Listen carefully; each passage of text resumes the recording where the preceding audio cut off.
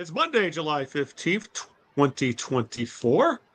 It is the dog days of summer. We have reached the halfway point of baseball season. And that also means it's time for the Knee-Jerks, Detroit Sports Talk with Eno and Big Al. On the Big Al, the equation, Al Beaton, longtime Detroit-based podcaster and blogger. Joining me, as always, are my partners in crime. First off, let's go to the new guy. He's always going to be the new guy, and that will be Nick Milanovich, our left coast correspondent. Nick, how's things? Things are going pretty well here, although I'm actually hoping for rain for once because I didn't move out here for this kind of sun. And it's common not to have air conditioning out here on warm days, so it can get it can suck. So. Oh, well, you're preaching to the choir. It's been 90 degrees here in northern Michigan the last since Friday. So yeah, I'm Linda's inside. She's in the RV and nice comfy AC. I'm in the cabin with a fan pointed at me, so I can relate. So, all right. As always, my longtime partner, the man knows a lot of things about a lot of things, who has his own Substack. He wrote about Ron LaFleur today, as a matter of fact, and that would be Greg Eno. Greg, how are things in Southeast Michigan?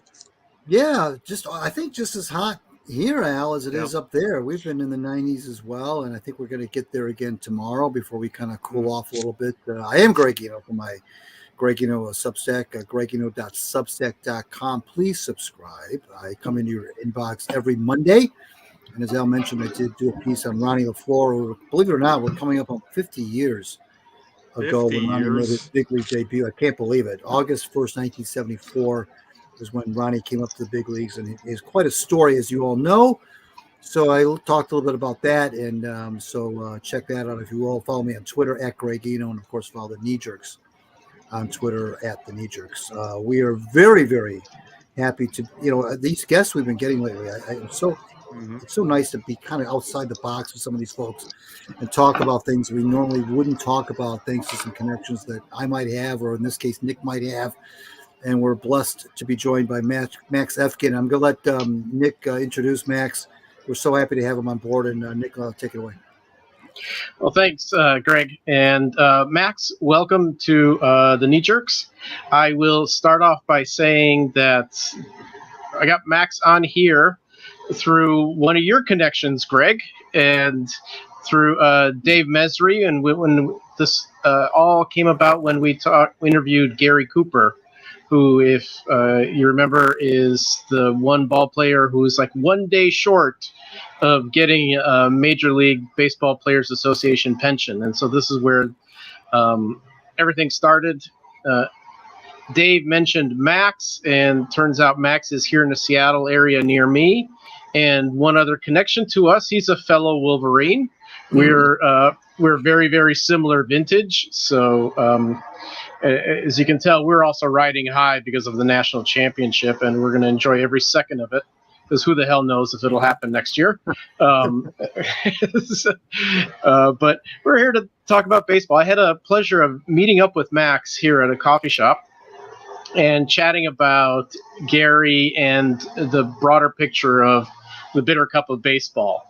So I thought it'd be fantastic to hear about it in more the general terms, because we got into conversations about all kinds of stuff, like the collective bargaining agreements that Gary would fall under for the rules for pensions versus some of the other guys on the list who are much older ball players than Gary even. He might be even kind of a youngin' compared to some of these guys.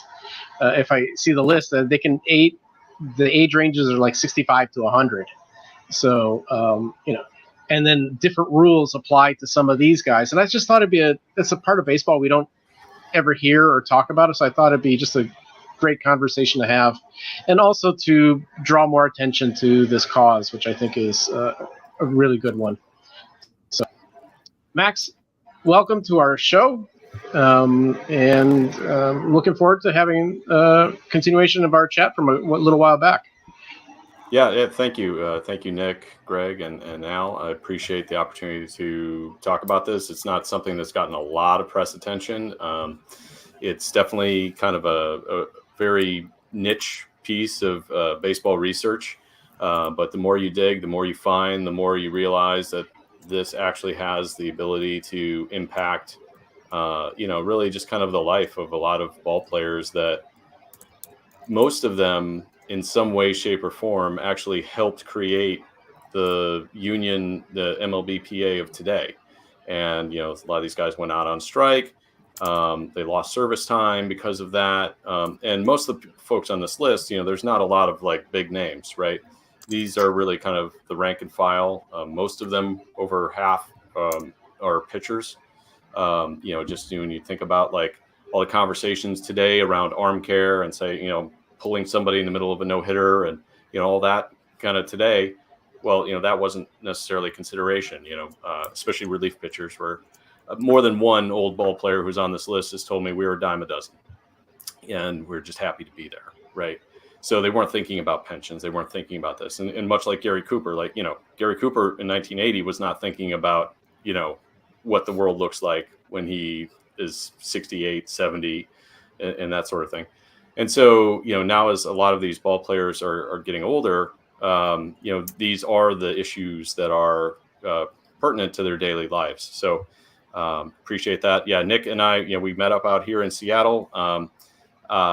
We overlapped in Ann Arbor, and so it's kind of in that small world department. And I appreciate you guys kind of taking the time to get this to talk about it, because it's not something that gets a ton of media attention, and when it does, it's very very, very spotty. There are a number of Tigers that have some very interesting stories in and around it. Like Ike Blissett is one, Les Kane is another, John Warden is another one, Bill Laxton is another guy.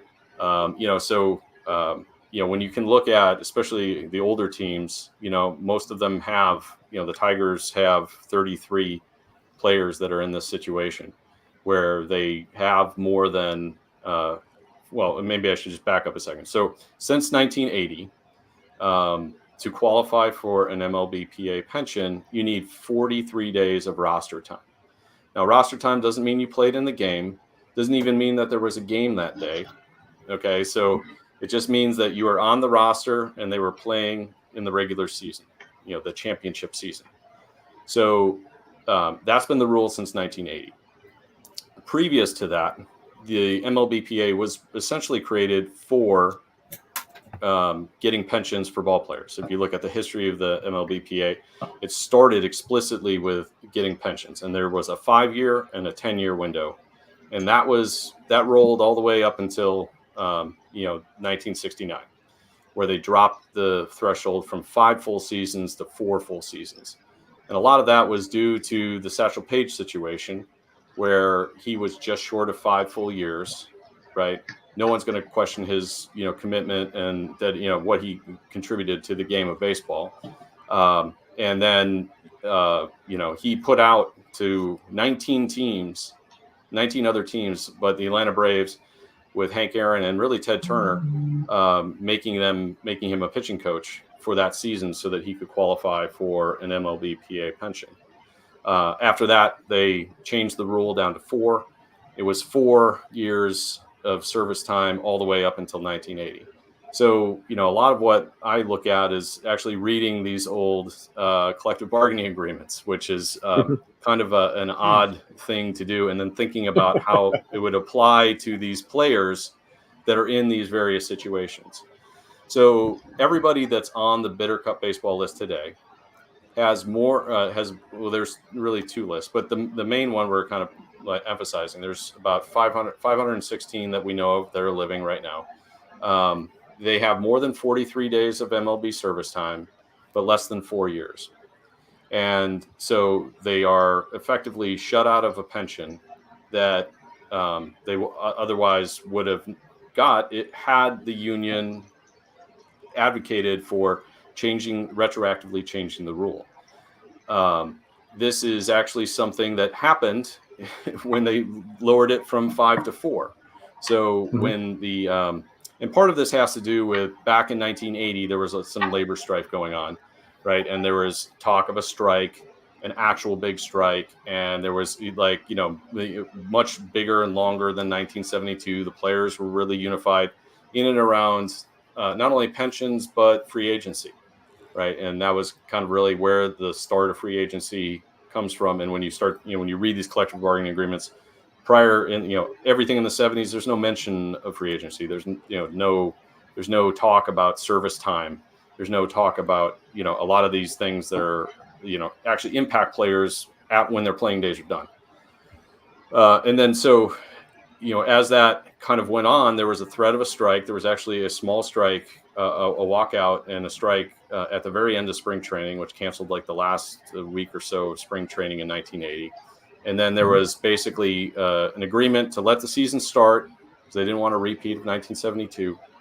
Let the season start, and then over Memorial Day weekend of 1980, the owners came to the union and said, "Hey, we'll drop it from 4 years to 43 days." So essentially, and the reason why 43 days we can get into in a little bit, but and the offer was too good to be true, right? Like the union had to take it, but it wasn't made retroactive. And then the union actually never went back and really advocated for these players. And since they aren't actually playing, the union can't advocate for people that aren't actually in the union, right? So it's this little quirk of labor law kind of trying to fit into kind of what's right for sport, right? And so so as a consequence, this, a lot of the men that are on this list, most of them played more than 1 year.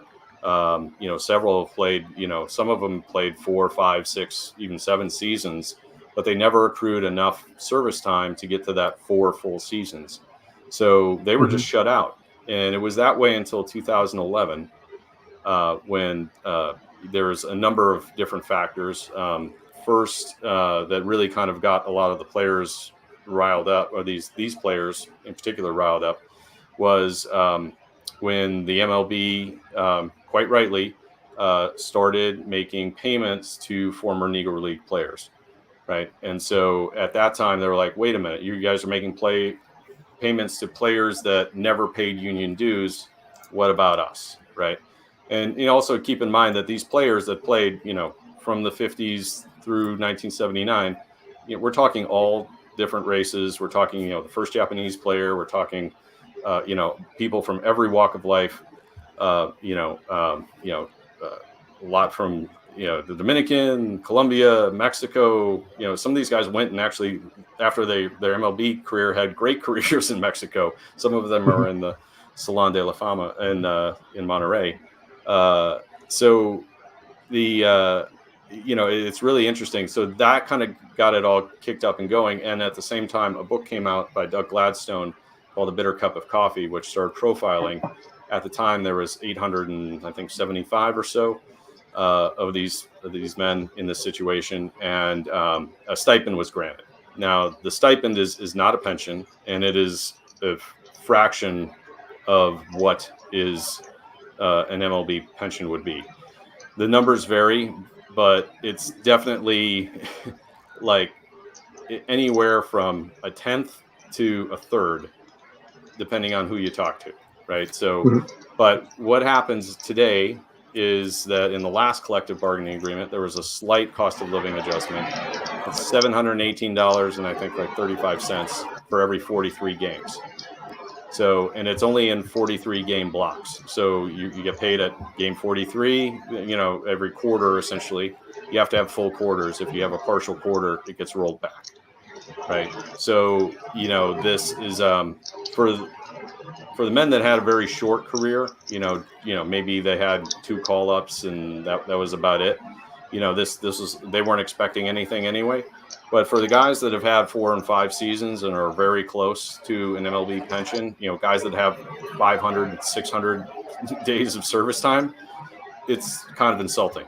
So, so that, they'll certainly take it because most of them weren't making the kind of money that they were making today. And they didn't have the reserve, they didn't have free agency, and they didn't have the options that they have today. They didn't have the 401k plan that the MLBPA enjoys today. So so a lot of them, have this varying levels of success after baseball. Some of these guys really need the money. Some don't. Some care a lot about it. Some don't. Some just said, hey, that was part of my life and that's over and I've moved on. and other guys just say, hey, look, if you're going to roll me out for an old timers game, you need to be treating me right. So so that's kind of part of where all this came from. And then through various connections, I got connected with Dave Mesre about the Gary Cooper story, and did a lot of fact checking for Dave on that, just to kind of make sure that everything was, that he was writing was in fact accurate, and that just kind of led to just kind of a back and forth, about this type of situation, and the fact that that there are more than just Gary, and really hats off to Gary for helping bring attention to that as his story is starting to get attention. So, right on. Couple questions for you. First question is, why the jump from 4 years to 43 days? I could almost see 5 years versus 4 years, but down to 43 days is significant. And then for the list of guys on the Bitter Cup of Baseball list, if the guys played while that 43 day, the collective bargaining agreement that specified 43 days, they will have to have played after that agreement that was in place. But some of the guys that played before that, like say in the 60s or the 70s, that time window is not 43 days. They go back to the old either 4 years or 5 years. Is that right? Yeah. Am I understanding it correctly? So the first question is, why did it jump down to 43 days? And why is it 43 days, right? Like, this is like an actuary. Why isn't it 45? The math would be a lot easier.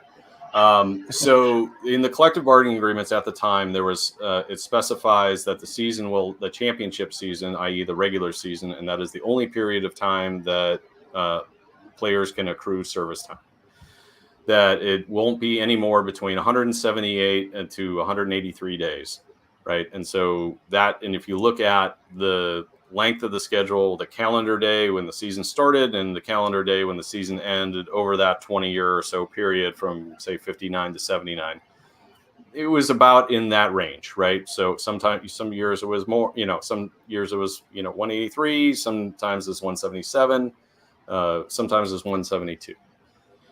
Free agency comes along, and now all of a sudden the number is 172, and I don't really have clarity as to why 172.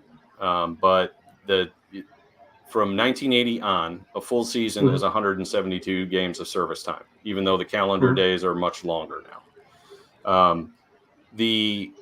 So anybody who plays from 1980 on, who has 43 days, has earned a quarter, and they're receiving a pension. Right. And so, the more quarters you accrue, the more pension you get.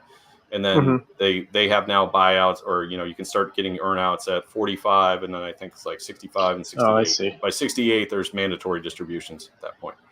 Okay. So that's kind of how it works since 1980. And that the mechanics of that really haven't changed. Prior to that, and everyone who is on this list is from basically 1940. I think 1952 is the oldest service time to 1979. So 1952, that was like Art Sherlock. He's 100 years old. There were some recent articles about him in the San Francisco papers and trades and media because he just turned 100. He played with the Yankees and with the Orioles. He has a couple World Series rings with the Yankees.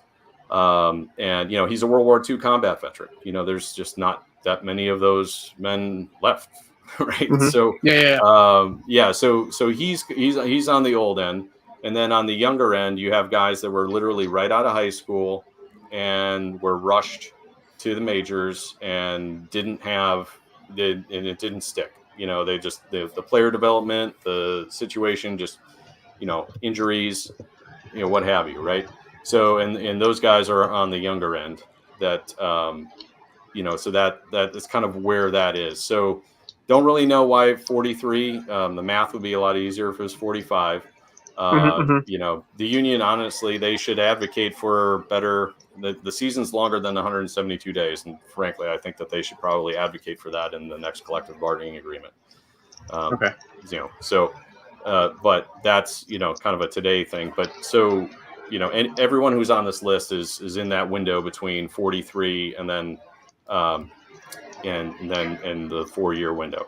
There's also another list, kind of what I call the short and bitter list, and those are the guys that are less than 43 days. And that's actually where Ike Blissett of the Tigers falls. And, his story, he definitely would have had more than 43 days had the strike in 1972 not happened. I mean, he was all straight on, if you look at the press, was going to make the team out of spring training. And then what the Tigers did, and actually most other teams too, in 1972 was they took everybody that they could and moved them down to the minors the day before the lockout happened. Like, the lockout was going to happen at midnight, and they were like, clear out your lockers, you're going to Toledo. Or it wasn't Toledo then, but, that's where you're going. And so they did that with all the younger players that they could. And so a lot of those guys are the ones that actually ended up, doing the walkouts, doing the, going on strike. And then, just those opportunities never came back.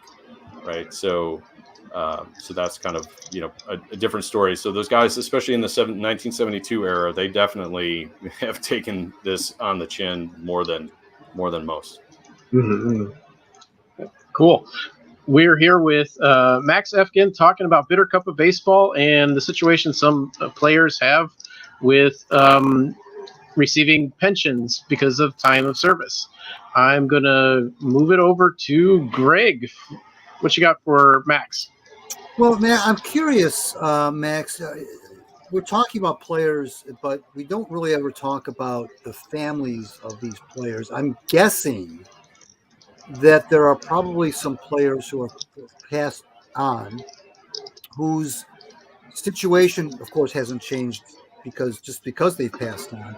Are those players' families involved, Max, in any sort of, are they eligible for anything? Or is this something that gets passed on, like a next of kin thing, similar to how an estate would work, or no? Yeah. So, well, first I'll answer that by how the MLBPA pension does work. So, when the player passes on, they're able to designate a beneficiary, and that beneficiary will receive half of whatever the pension was at the time that the player died. Right. So, every collective bargaining agreement, there's usually cost of living adjustments to the various pension funds.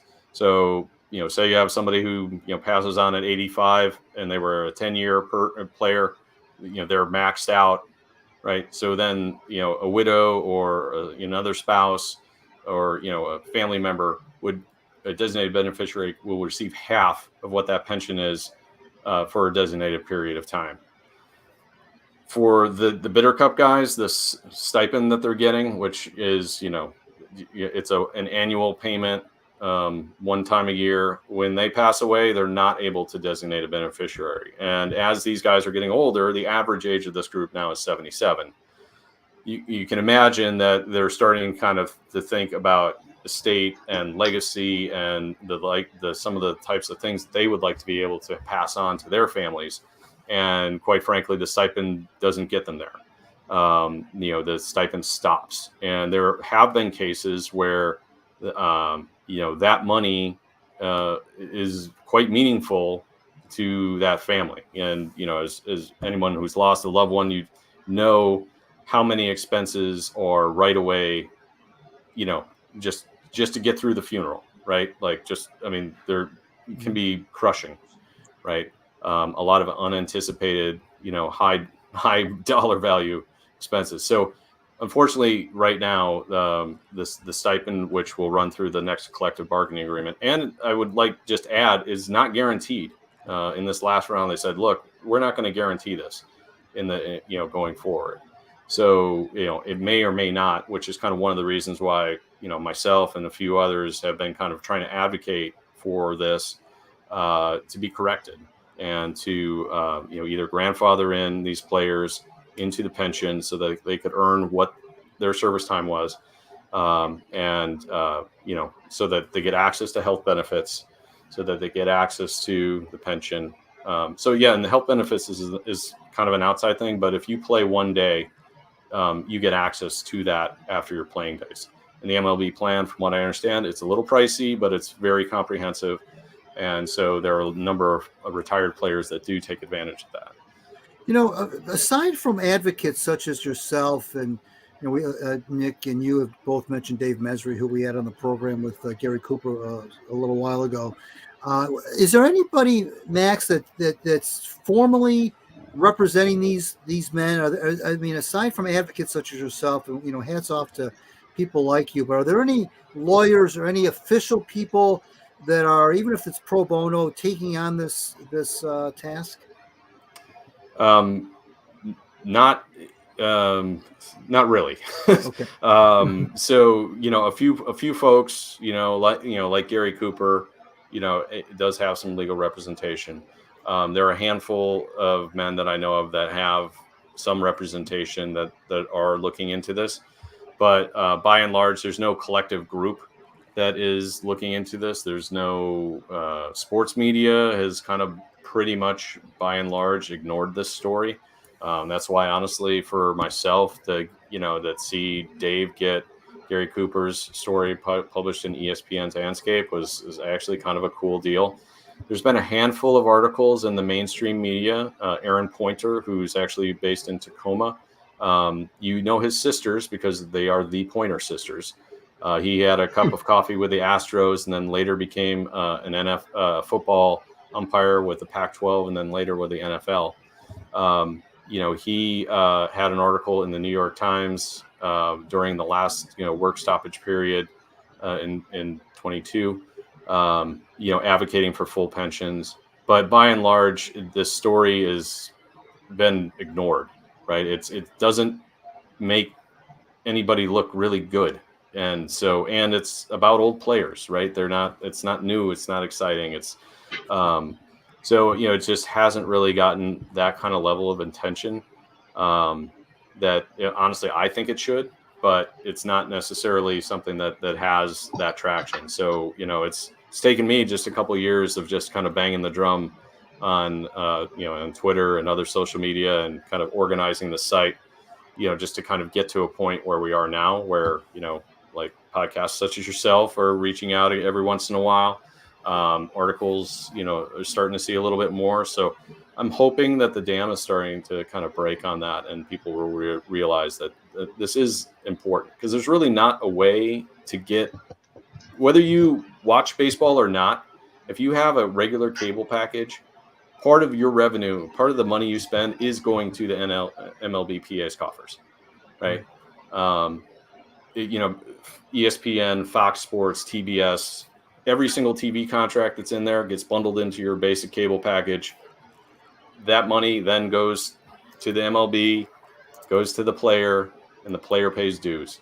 And so, so that money goes in there. And quite frankly, most of the men who are on this list who paid union dues don't have a great a lot of love for the MLBPA because they really feel like they're second-class citizens.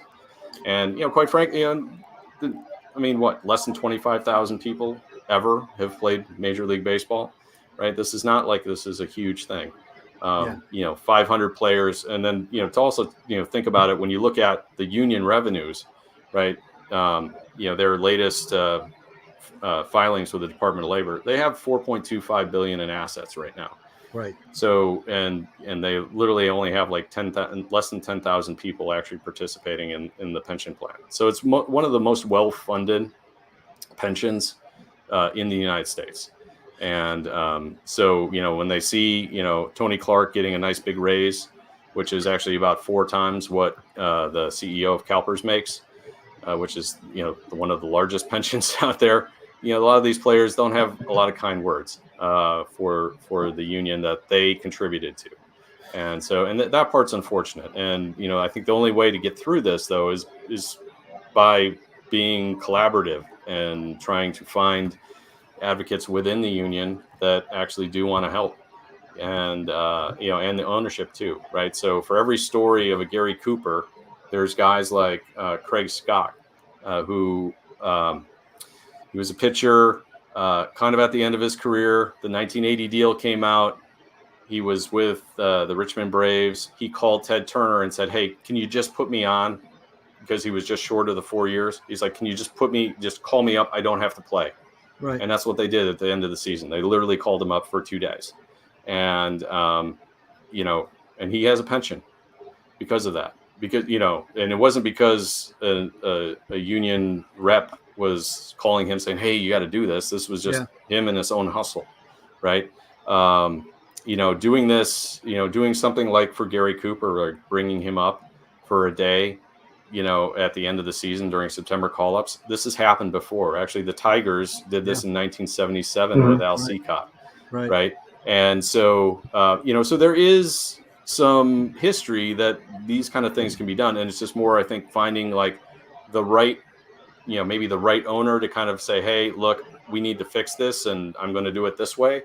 Or that the union will, have to, because it's the process, from what I understand, is that the union would have to advocate for these players, and they legally do not have to, but it would have to come from the union for the ownership to consider it. So, it's kind of finding the right people within the union to kind of say, hey, wait a minute, let's make this right. And let's just put this to bed, and let's make sure that everybody who's contributed to our success is being taken care of. Because the game has grown exponentially. The free agency, the money today is just way above and beyond, what those guys were making, and they contributed to that. We're talking with Max Effgen here on the Knee Jerks. I'm Greg Eno. You just heard from Nick Milanovich. We'll bring Big Al Beaton in here in a second. I have one more question from Max before we turn it over to Al, and that is, I know a couple of seconds ago you said that, and I asked the question, you said, no, there really isn't a formal, group that's representing these folks. Is it, Max, is it unheard of for former professional athletes who have played team sports, I'm going to say the four majors, hockey, basketball, football, and baseball. Is it unheard of that these former players, not current players who are represented, of course, by the current union, is it unheard of that those players have some sort of group that they're all part of, even if informally? Or is it a splintered situation where you have alumni associations maybe, which may or may not, frankly, be even part of this advocacy? Do former players have even something where they socially can get together and talk about these things, or is this all kind of done in silos? Yeah, it's mostly done in silos, but there is the MLBPAA, the Players Alumni Association, right, which Jim Thome has just taken over as president from the late Brooks Robinson. And most of from what I've heard from several of the players that are on this list, is that the MLBPAA just dismisses them out of hand and doesn't really advocate for their needs. They're more interested in other things. And not on making this right. This is what I've heard, and it comes from a perspective of a player who is not receiving a pension and kind of feels a bit like an outsider, right? Not kind of getting, what they want. I would also say most of the players that are on this list that I've talked to, baseball is very team oriented, right? And so there are some that are very reticent to even bring this up because they don't want to feel like that they're not on the team, right? And so, which is actually, honestly, a little bit of a detriment to trying to organize and get people being like, hey, look, if you're going to this meeting and Jim Thome's going to be there, you need to put this bug in his ear. Just plant the seed, right? And sometimes those folks they just don't want the confrontation. They don't want to feel like that they're not contributing. I would say also too, this situation is not that dissimilar from a situation that the NBA just resolved not too long ago with the former ABA players. The former ABA players basically were in a similar situation. They were pensionless, like they got completely cut out and were pensionless for years. And literally just in the last, it wasn't that long ago that the NBA decided to make that right. Now, obviously, there were a lot less players that they were talking about, but it took time. There was a similar kind of style campaign, not necessarily with people like myself, but people within the basketball world and, that kind of were researching this and trying to make it right. So, it's not unheard of in the realm of sport itself. I just think the team orientation of baseball, where, you have 25 guys on a roster, you now have 30 teams. Most of these guys were in the league of, a lot less, some, 24, some 16, but most were in that 24 to 26 era, right? Where every single one of these guys, if there was a 30 team, roster, would have gotten that extra call up. They would have had that time.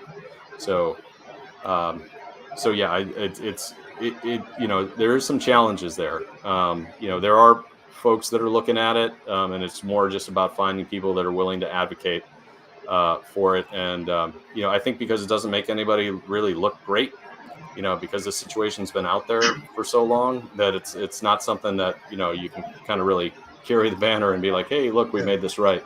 I would say, though, that, similar to, MLB doing right by the former Negro League players, it's kind of similar. It's a very similar situation. And like I said earlier, this is all post-integration baseball. There are players from every walk of life, a lot of different races, a lot of different nationalities.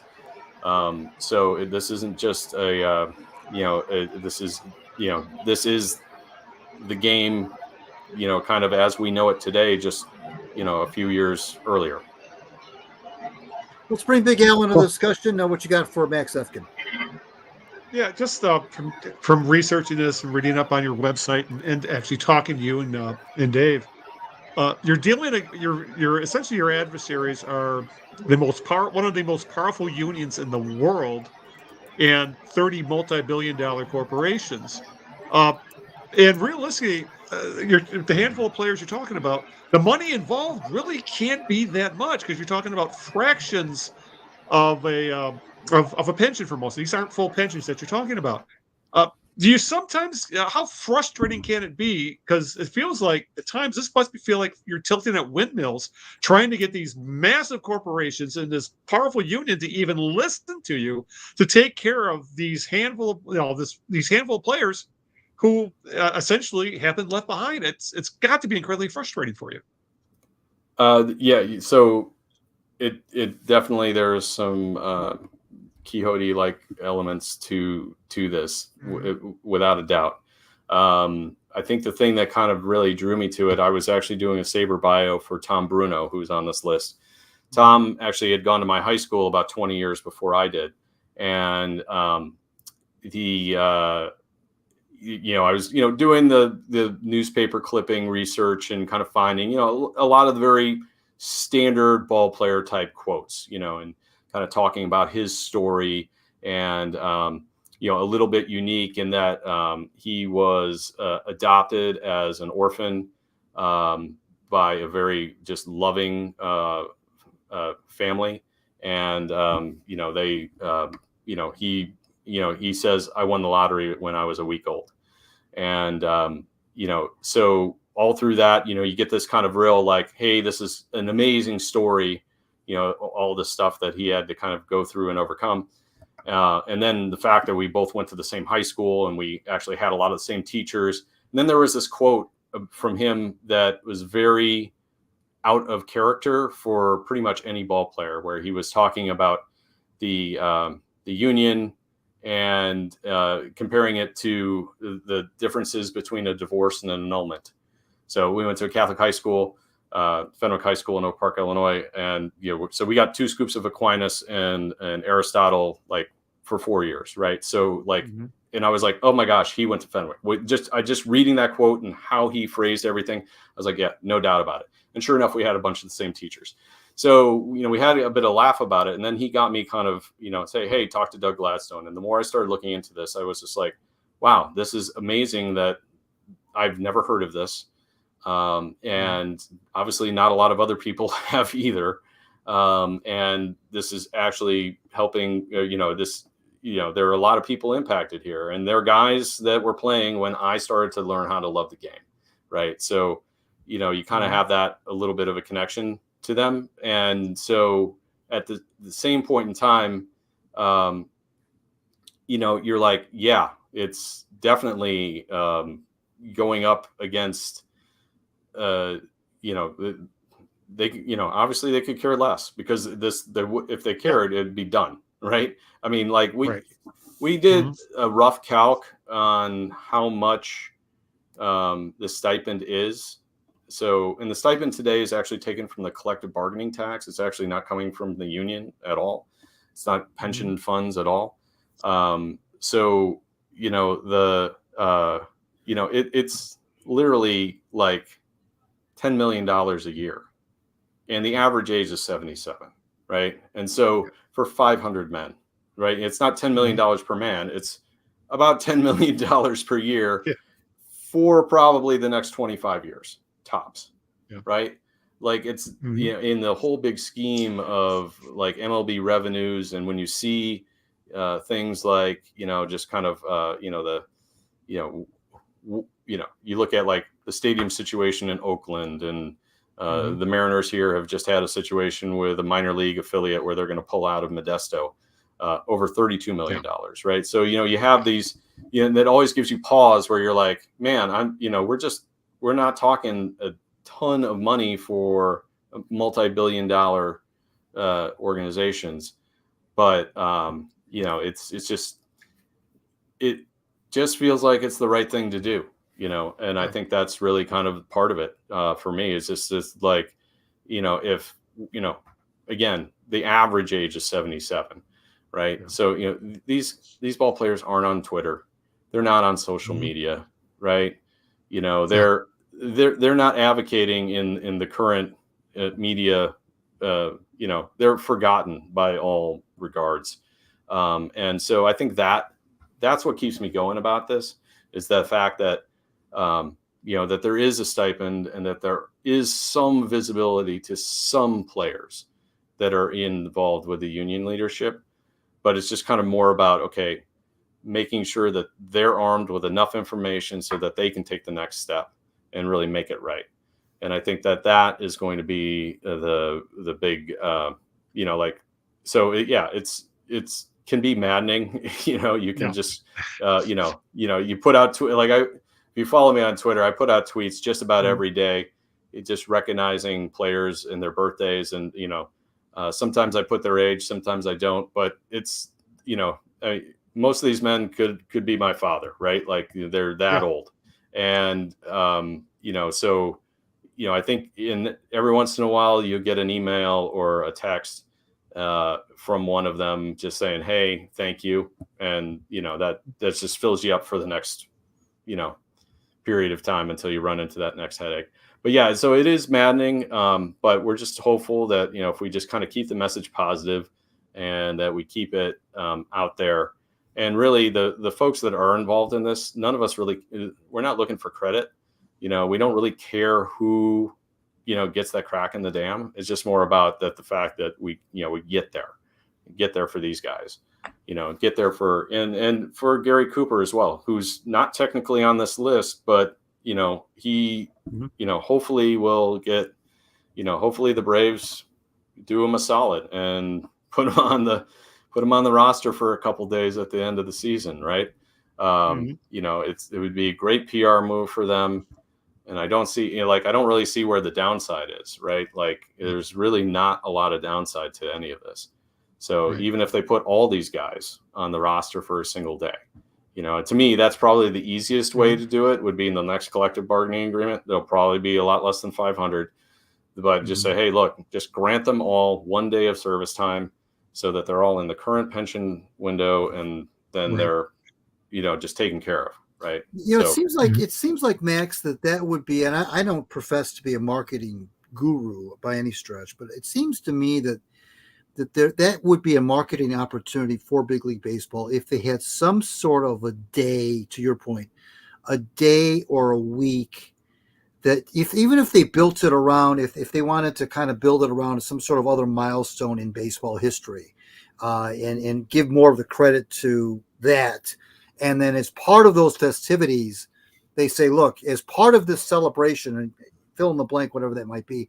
We're going to bring back every big league team that can find one is going to bring back these players, put them on a roster, and make it a big thing like that. I mean, I feel like that would do a lot of things. It would also connect the younger fans of today with some of the players of yesteryear. And what's funny when we say yesteryear, Al and I have been following baseball since early 70s, and to us yesteryear is in the 60s, of course, and 50s, but we're talking about guys who played in the 80s, late 70s and 80s, so it's not that far back necessarily, but it's still far enough back where the younger fans probably don't know who these players are. But wouldn't that be a marketing opportunity for baseball to just say, look, we're gonna have a week of old time celebrations of the game, and guess what, part of it is going to be this. It seems like that would be like a really cool thing to do.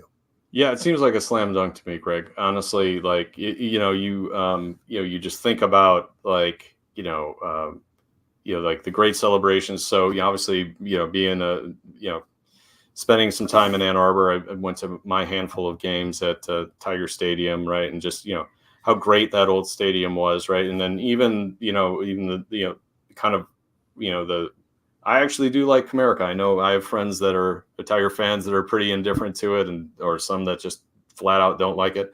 But yeah, I mean, you have these great, stadiums where history and memories are being made consistently. So why not bring, some of those guys that help make those memories and, just and celebrate them. Just, it doesn't have to be much, right? It's not like what these guys are asking for the moon. They're just asking kind of really for what they want to, just what they earned. Right. And, especially since most of these guys did go out and strike. I think that's kind of the big thing that a lot of these guys did. That's funny. I'm glad you said that, because a lot of times when we talk about old players, and there's always a certain, segment of players who kind of were trailblazers or kind of made things possible for those who followed after them. Of course, Curt Flood comes to mind, but you're right. They struck in 72. They struck, of course, in 81 famously. And there's been other stoppages, of course, but the earlier stoppages were, I think, more when it was, I hate to use this word, more of a pure reason, before it got really, really, business heavy and really, really nasty on both sides. And I'm not talking about the more recent work stoppages like the 94, 95 right. thing, which was horrible for baseball, but I'm talking more of those other stoppages, 72, you mentioned the one briefly in 80, 81, of course, where everybody went, they had to switch to 2 seasons in the same year.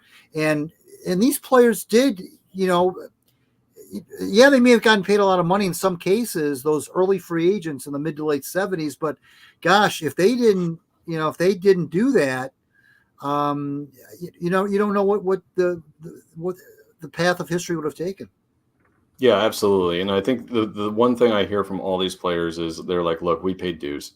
Yeah. Like we like every single person on this list paid dues to the MLBPA. Right. And so, and I think that's kind of one of the things that kind of keep coming back to. It's like, hey, look, either we're all together or we're not. Right. And, and I agree with you that there was definitely a bit of a purity to, starting with Curt Flood to actually take that step to say, hey, look, the reserve clause is flawed. And, and just kind of how that had to kind of get pounded again and again and again. Right.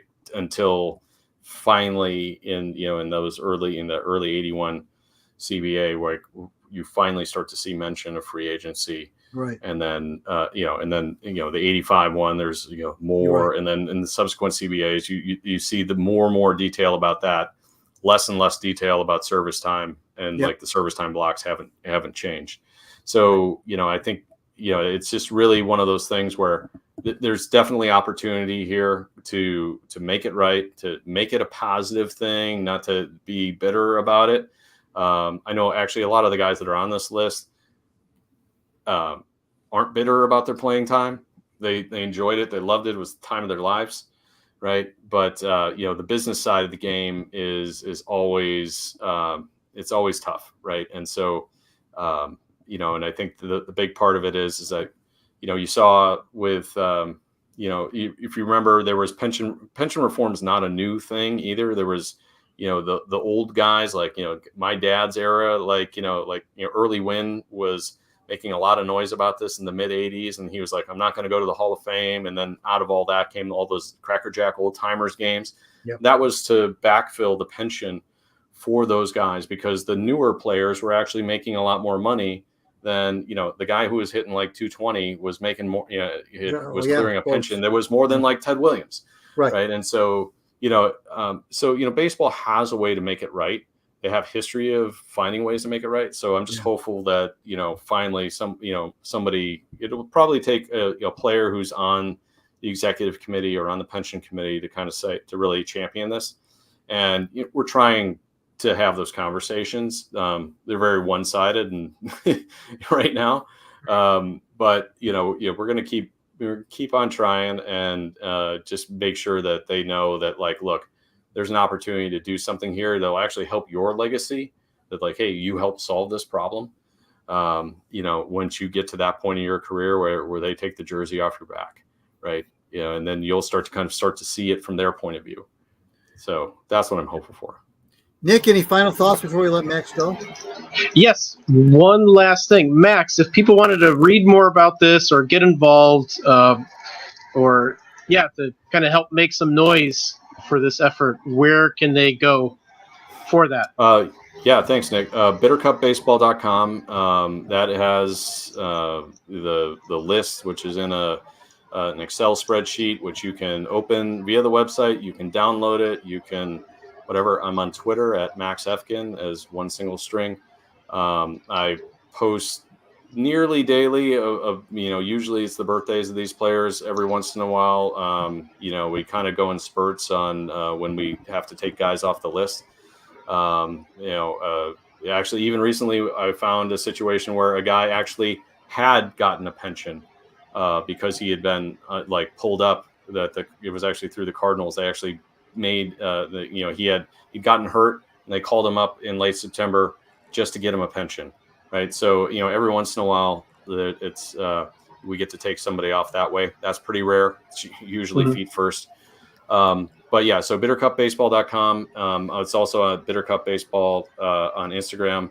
Not as big of a following there, but Twitter is kind of where most of the action kind of happens. And, that seems to be where most of the people that care about this thing are where they are. Right on. Well, Max, we're not going to take up any more of your time. And as a matter of fact, the time flew really fast, in my opinion. Mm-hmm. It went really, really fast. And we appreciate you coming on and talking about this. And I hope you are successful. And if there's anything else the three of us can help do and make noise, let us know. We're happy to help. Yeah, hey, appreciate it. Yeah, just the more you can get the word out. If you find a player that you know and care about, there's that great list of Tigers there. Some great stories there that we didn't even really get to touch, like Les Kane, the former Tiger, and he's his story is pretty amazing. So I can much guarantee you will find somebody on this list where you're like, I remember them, and I can't believe that they're on this list. Right. And so if you find those guys, you can find ways to get in touch with these players. It's pretty simple.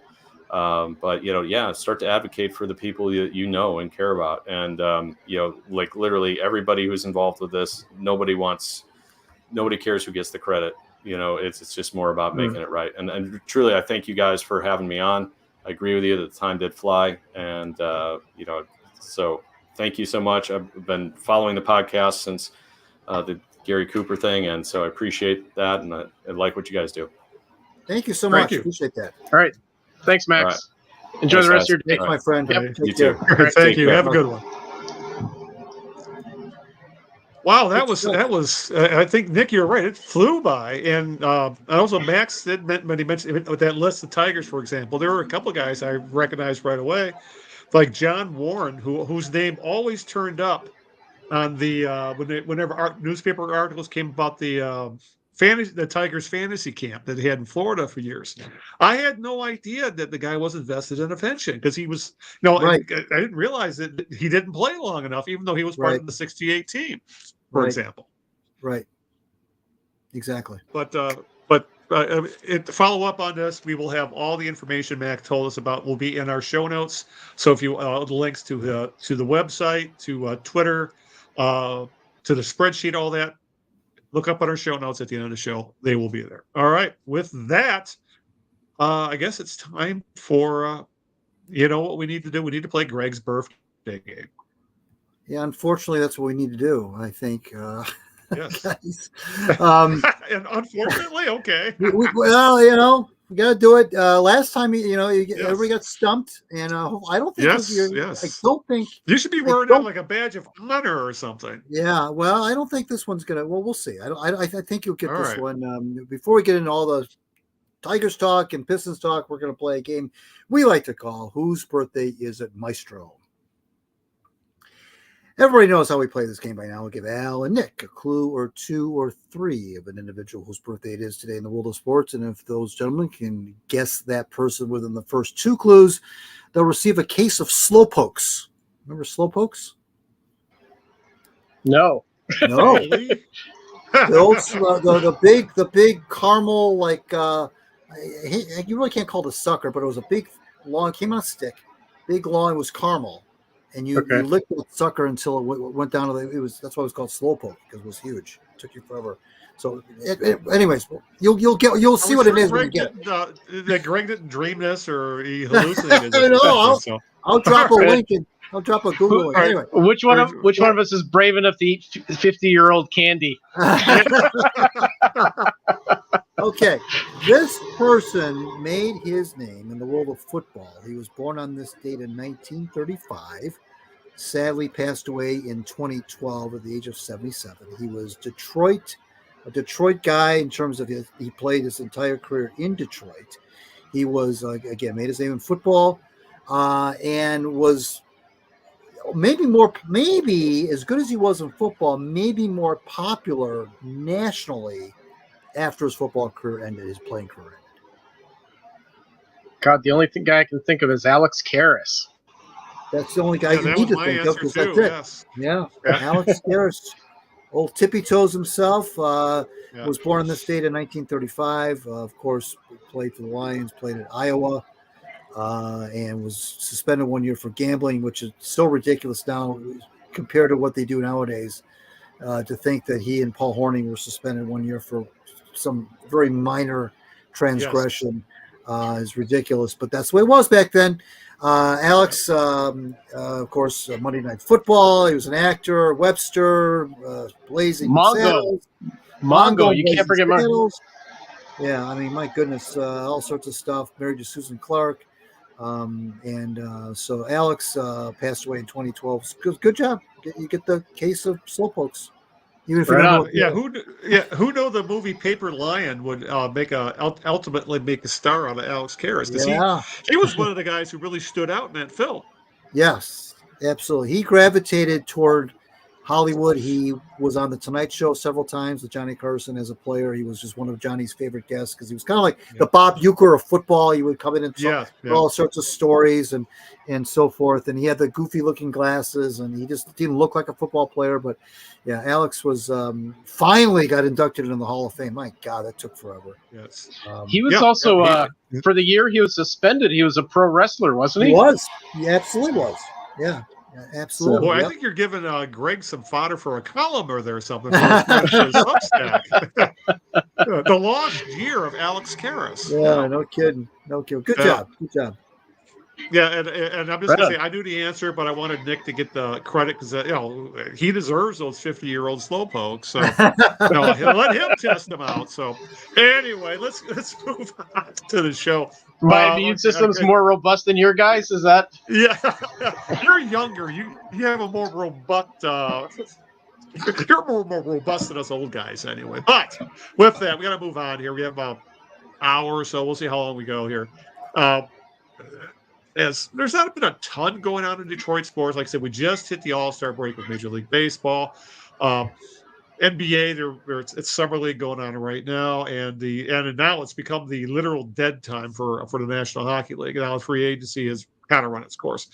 I figure we'll start with the Tigers real quick, just because the All-Star break, they're actually on a tear right now, and they actually had 2 All-Stars that were not pity picks. It was not a Rob Fick type of All-Star pick. Yes, Right. and actually there was a lot of controversy today about Tariq Skubal not getting the All-Star game start. But the Tigers hit the break 10-4 in their last 14, 8-2 in their last 10. They end the first half at 47-50. This is funny. The Detroit Tigers, I believe Detroit Tigers Twitter published this today. This was their best record since 2016 at the break. So it's hey, you got to celebrate something. So, but they're still in 4th place in the Central, 12 games back of the Guardians. They are 7 games back in final wild card. But more importantly than that, I think right now is that 2 players have really had their breakout season. And that would be, well, actually, in Skubal's case, you could argue it's been the past year and a half of a breakout for him. But Tariq Skubal and Riley Green were both named All-Stars. They weren't in on the vote, but they made the team via the player selection, which in a lot of ways you could argue was a more important honor. They were honored by their peers. Start with Riley Green, who is, as my phone keeps acting up here with my notes. Here we go. Green right now, he enters the break hitting .271. He's got a .368 on base percentage. He's slugging .503, 17 home runs, 50 RBIs. In the AL, he is sixth in position player WAR and 10th in OPS. Essentially, he's become one of the top outfielders in all of baseball, guys. This is Greg, have the Tigers finally developed a homegrown elite talent position player? Because it's been years. Well, I don't know about elite yet, although I do like. But he's only 23. I do like, yes, I like the arc. I like the age for sure. Green is kind of slowly becoming that guy who you kind of stop what you're doing to see the at bat. There haven't been a lot of players like that on the Tigers since vintage Miggy, where you kind of stop what you're doing, or you kind of look forward to when he's coming up in the order, because he can do some special things. He clearly is a fan favorite, no question about it. He was, I think, a 4th overall pick in 2019. I think that's what he was. I remember when he first came to Comerica, shortly after they drafted him, and of course he was fresh faced, no beard or anything, and he was introduced to Miggy at the time, and he took some batting practice, and they said that the ball, the sound of the ball coming off his bat was, something else. Yeah, I mean, the kid he's good. I mean, there's no question about it. He seems to be level-headed. He seems to be have a good personality. He seems to be, the right fit for this blue-collar kind of town. I just, my only concern about him is I hope that they don't expect. I don't know yet how good he is. It's kind of like the Cade Cunningham thing with the Pistons. I'm not sure how good Cade is yet, because I even though he was the 1-1 in 2021, I don't know where he is in the pantheon of NBA players. I don't know where Riley Green is yet in terms of how he. I know he made the All-Star team, but where does he slot in? Is he elite, to use your word, or is he just very good? Is he another Bobby Higginson, who was good for a while and then kind of faded away? I don't know. We don't know yet, but it's certainly a promising start, especially in contrast to where we kind of join him at the hip with Spencer Torkelson, and we saw what Torkelson has done or is not doing. So he looks even better in comparison. Yeah. So I like the kid. He seems like a good level-headed kid, and seems to be someone who's not just having a good second half of the year like Torque did last year. He seems like he's real, and that his success will be more sustainable than Torque's. Nick, are you hedging your bets like Greg, or are you going to go all in like I just did? I might be somewhere in between. I'm not sure. Here's what I think about both. I just thought about this with Skubal and with Green. This is the first season they're playing not hurt. Yeah. Right. So now you get a chance to see what they have without, coming into the season nursing an injury. I mean, Skubal had like about every serious arm problem you could possibly have over years. So he lost a lot of years. Now he's healthy. Now you see what you have, and he's got terrific stuff. Green, he's a solid major league player. Like if he continues this, not this sort of what do you call it? I don't think he's going to be the Brennan Bosch effect, or no, what the hell's his name? Chris Shelton effect. This momentary. I think Bosch was a better comp because Bosch looked good for about a half a year compared to Shelton did for a month. So I think that is a better comp if you want to go in that direction. Yeah, because Bosch looked like he was going to be good. He could have been an all-star that 1 year. Yeah, and I mean Shelton was like lights out for about a month, right? And then came back to earth. Really hard, fell really hard, and but I don't think Green is going to be like that. He was regarded as a prospect, regarded as a draftee, and now he's getting a chance for the first time this is his third season. He's not playing hurt, so he's actually getting a chance to develop. So I'm looking forward to it. Funny, guys? It's Sorry, something to look forward to on this shitty team. So and speaking of the shitty team, it's kind of weird how that Green would have been up about a year earlier if he doesn't break his foot and the last week or so of spring training a couple years ago. And if he doesn't break his foot, the Tigers don't trade for Austin Meadows, and they probably still have Isaac Paredes, who is now an all-star as a Tampa Bay Ray, as a third baseman. It's just weird how baseball goes that way because if Green doesn't get hurt, they don't trade for Meadows, I don't think. And it essentially cost them a. But then again, it's very possible Paredes doesn't become the same player if he stays in Detroit. I mean, he did not show any of the power that he shows in Tampa that he does now. When it comes to Skubal, 10-3, even though wins and losses aren't really a metric anymore, but 2.41 ERA. This is where it gets good though. A 0.879 WHIP. 2.57 fielding, independent pitching, 10.9 K per 9. He leads all of Major League pitchers in WAR at 4.5. He's 8th overall of all baseball players. He's 2nd overall in MLB in WHIP. I just go on. His numbers are phenomenal right now, and it's. Could you have pictured this a year ago, guys? That people are literally angry that Skubal wasn't named the All-Star Game starter when he really, really, really deserved to be. It's funny how that takes on so much weight and how provincial fans get about stuff like that. I mean, I remember going to the night. I was at the big scheme of things. You're right. Yeah. You're right. Well, I remember going to I was at the 1981 All-Star Game in Cleveland when Jack Morris was named the starter. The game was in Cleveland, and he was named the starter. Len Barker was on the team as well. Len Barker had pitched a no-hitter it was either a perfect game or no-hitter in 1980. It was a perfect game. Yeah, it was a perfect game. Or that year, not 80, in 81. Perfect game, right. He pitched a perfect game, and Barker was on the team, made the team. But Morris was the starter, and I remember when Morris was announced at the ballpark as the part of the starting lineup and the starting pitcher, the fans booed. I mean, booed. He was on the American League team trying to pitch the American League team to victory, and they're booing him. Why? Because they wanted their local boy Len Barker to start the game. And I guarantee if this game was played in Detroit tomorrow night and they announced this other kid that they're starting, they boo him too. I mean, they love. There's something about being the starting pitcher of an all-star. There's a certain, prestige that goes with it. I get it. I mean, and if you look at the numbers of the two guys, they're almost imperceptible. I don't know how Bruce Bochy made that decision because those guys are almost identical in terms of their numbers, and the game's not being played anywhere near either their hometown, so it doesn't matter, I guess, from that standpoint. But I'm sure he'll get in the game, Skubal. Back then, in those days, Al, the starting pitcher in the All-Star, game usually pitch 3 innings.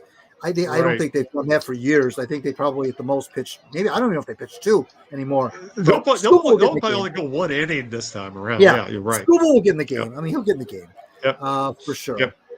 But he just like with Green though, when I was talking about the at bats, Skubal is that destination guy now. Every 5th day, just like we used to get excited when Verlander would pitch or Scherzer or somebody CJB, like that. yes. Yeah. Mm-hmm. And it's like, it's Skubal night, and he's electric, and and to Nick's point, he's right about the health. These kids are showing what they can do when they're free from injury. And Green, kind of scared me with the way he plays the game. He's very, he can hurt himself the way he plays the game, frankly. Although he doesn't do it as much as a corner outfielder. But Skubal, these guys, they're so good. You just never know though when they're going to throw a pitch and something's going to snap. I don't want to be a doomer, but pitchers are so, their arms are so, just enjoy it while you can. Gone are the days of 200 innings times 10 years. Forget that noise. You get 150 innings out of a guy. That's probably your leading inning guy. 150 to 170 is probably your leading innings guy anymore. Right. Nick, what do you make of the? I don't know if you've heard the. There's been some talk specifically on the usual places, specifically Sports Talk Radio, that the Tigers should trade Skubal. Any thought? Is you think that that's one of those things where you have maybe the best pitcher in Major League Baseball, and you're going to trade him for prospects, hitting prospects? That seems like insanity to me. What about you? That seems like Alavilla to me. Yeah. I think I've heard that. You know how that turned out the last time the Tigers did that.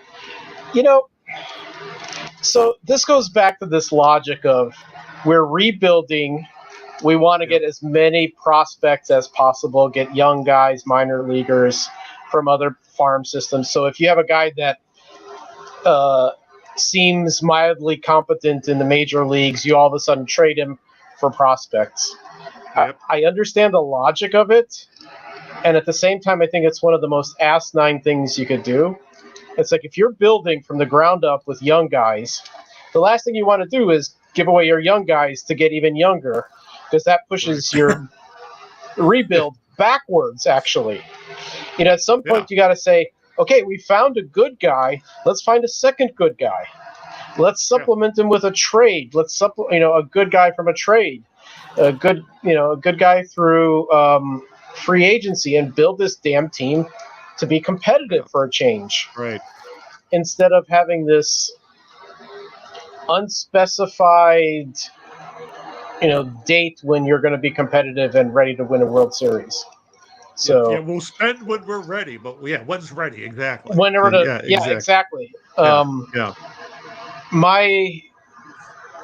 But I will say this: if you find a trade, even for one of your really good players, that actually makes your team better in the very short term, not maybe 5 years from now, I see no problem in doing it. But just to do it because it's a dogma, this is what you're supposed to do in this situation, that's stupid. I hear like Detroit media throwing that out all the time. You finally got a good guy. What the fuck are you getting rid of him for? So, that's going on. Like, if you can get something good for Skubal that really makes sense, like a legitimate major leaguers, maybe you do it. But otherwise, you finally got him pitching well. Keep him. And he's still, what is he? I think he's 28 now, I think. Something like that. Prime, right. Yeah, he's like 27, 28. And he still has 2 years to keep control. Yeah. Exactly. That's a keeper. Like, what the hell? Yeah. Exactly. Just keep that arm healthy. Yeah. So. All right. And before we move on from the Tigers to the question. Oh, that's right. We don't have to do question 2 of the birthday game because Nick's got the candy coming. Nick, is there anything we should take from this hot streak to reach the break here? Or do you think this is just more of one of those statistical blips that happens in every 162 game season? Well, they had a really prolonged cold streak before this hot streak, so yeah, it could cool off too. Yeah. It's a young team. They've been extremely hot or extremely cold, so thinking of them cooling off after the All-Star break or kind of going through ups and downs would not surprise me at all. I don't see how it would. Anything to take from this hot streak, Greg, or just let's enjoy the ride? You know, the 1975 Tigers lost 102 games, and they had a 9-game winning streak at one point in that season. All bad teams get hot for a little while. Isn't that the team that lost 19 straight at one point? Yes, they lost 19 straight later on. Every bad team in baseball history has put together a couple of weeks of good ball. And yeah, it's good. You know, they 8 out of 10, whatever. They beat some good teams, and they get some weird wins over the Dodgers. Okay, that's fine. But they're not a good team. And they're still going to win probably 75 to 77 games, tops. They'll go back. I wouldn't be surprised to come out of the All-Star break losing at an 8 out of 10. Good teams can keep this stuff up. Bad teams can't. Yeah. They're hot right now. It happens. It's baseball. Yeah. You play 162 games. You're not going to be awful for all 162. You're going to look good for a couple of weeks, and then it catches up to you because you're not good. So they're not good. But it is good to see guys like Colt Keith, come around a little bit. We talked about Green. Skubal. There's some young pieces here that could be something, but they're still largely made up of the Akil Badus of the world. And I don't know about this Justin Henry Malloy and Badu. I don't want to see that. I can't believe we're still seeing this guy, Badu. I don't know how many options this guy's got. I don't know how many he's got. He's got to be running out of them by now. I'm so tired of seeing this kid flail at a baseball. I can't stand it anymore. Now they've got some, Justin Henry Malloy might be something. He might be a Marcus Thames kind of a guy who hits the ball to the ballpark, low batting average, not a good fielder, but might turn the crowd on every so often. He's the kid I wanted to see up here. He's here now, showing some flashes. I like his energy. I love the post-game interview they did the other day when they got that goofy win over the Dodgers when the guy threw it away at third base. He seems like a wholesome kid. They seem like good young kids, and they really do. So I hope that they can be the core of something, but by and large, there's still too many holes on this team to be anywhere near contention. Yeah, because I just remember, like the last 2 games they won against the Dodgers, they came back, 5 runs down in the 9th on Saturday. Yesterday, they won on an error on a sacrifice bunt play. And it reminded me of how some of the games they're winning in April. And back then we talked about it's unsustainable to win games like that when they have a series of late game comebacks where it's the same thing all over again. So yeah, there are some I think we can agree there are some pieces here, but there's still a lot of holes that those pieces can't fully fit yet. But it's at least been nice to watch some competent baseball for the past couple of weeks, and I guess we'll just leave it at that. All right. Yeah. Up next, let's talk a little Pistons, because they've made quite a bit of news over the past couple of weeks since we all last talked. And I guess the first is the biggest news, because they finally have a head coach, former Cavs head coach JB Bickerstaff, who was recently let go by the Cavs despite taking to the playoffs last couple of years. He was officially named the Pistons head coach this past week.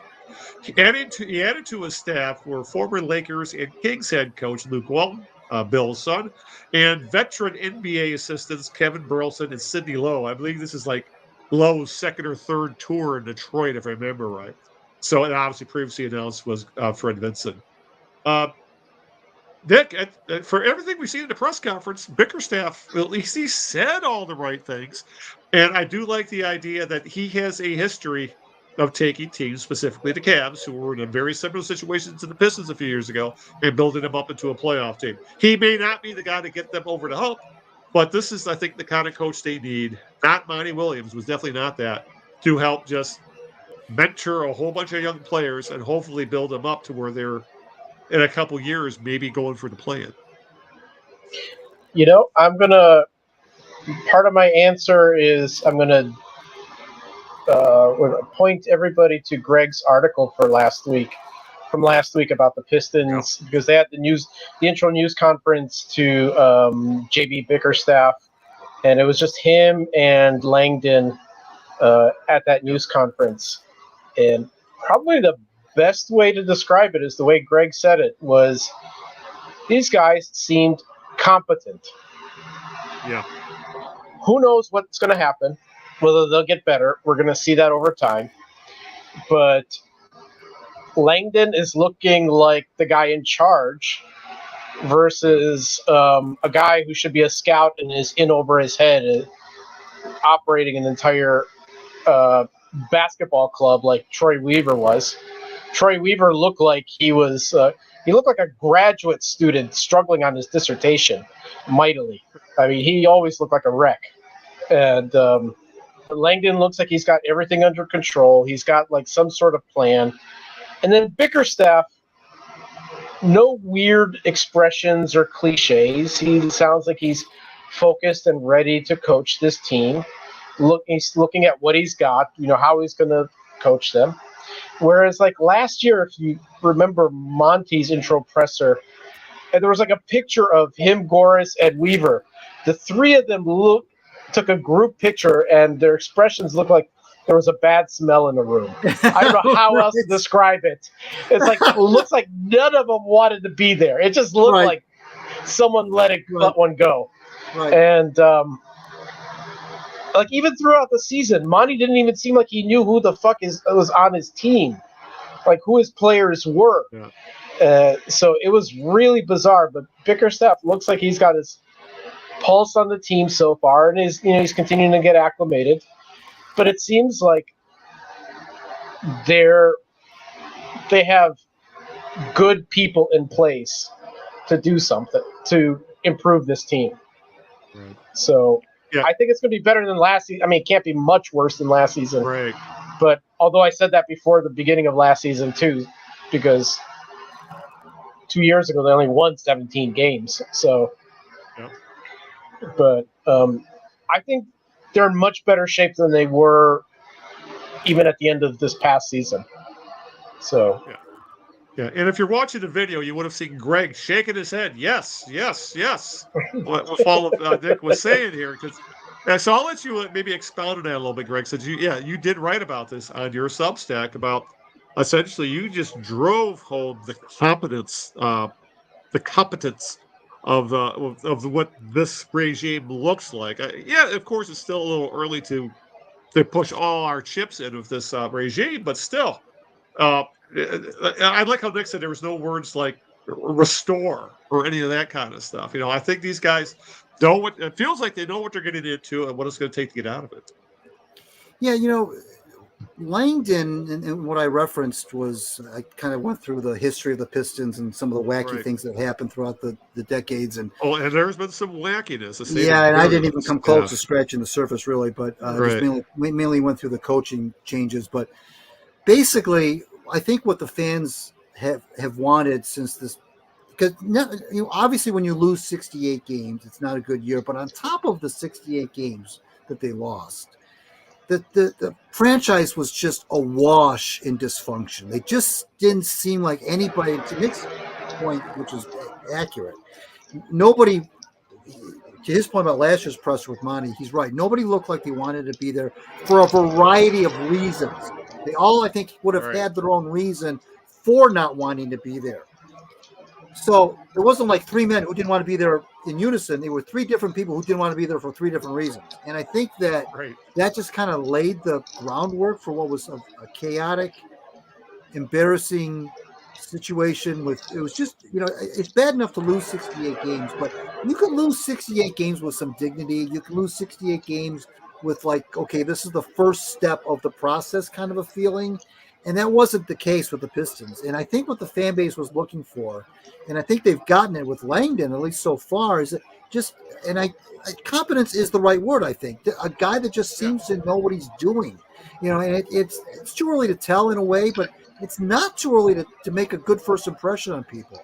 And Langdon just has this, and I've seen him now in two or three of these pressers where he's talked to his own presser, the one with JB, and there was another one too with Holland with the draft. He just seems to kind of, you just get the feeling like he's the captain of the ship, and everything's under control. Now, they're not a good team yet, clearly, but you just get the feeling with the way he talks, the way he carries himself, he seems to be really, really smart. Really smart. Yeah. And he just doesn't seem to have any panic in him, or like there's any sort of, he just feels like he's comfortable in his own skin. You don't feel like he's getting yanked around by the owner. You don't feel like he's going to make some sort of, panicky move out of left field. The moves he has made, aside from his persona, the actual moves he's made are smart. I mean, so far. He's not giving away bad contracts. He's filling some holes. He's getting some shooters. He's getting some veterans. I think he seems to be making the right kinds of moves that somebody in his situation should be making. And there's a lot of, right here in Detroit, we're always quick to compare everyone now to Brad Holmes and to Steve Yzerman, the way they carry themselves and the plans they have and so forth. And I think Langdon is, from what I'm seeing on Reddit, Pistons Reddit, they're all in on this guy. They love him so far.